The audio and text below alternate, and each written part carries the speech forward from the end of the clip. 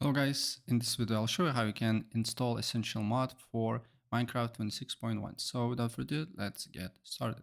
First of all, open a browser, go to Modrent, and then you need to go to Discover Mods, Discover Content, Mods, and on search you just need to write Essential Mod. Click on it, then you need to go to versions, game version 26.1, and download it to your computer.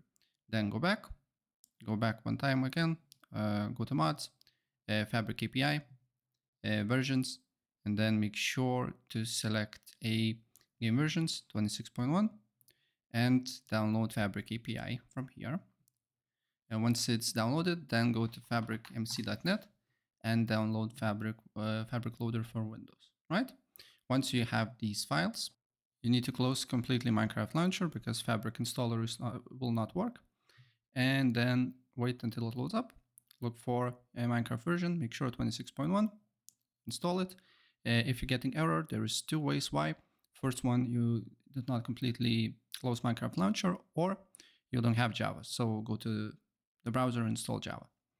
Once it's installed, then we can simply launch Minecraft Launcher.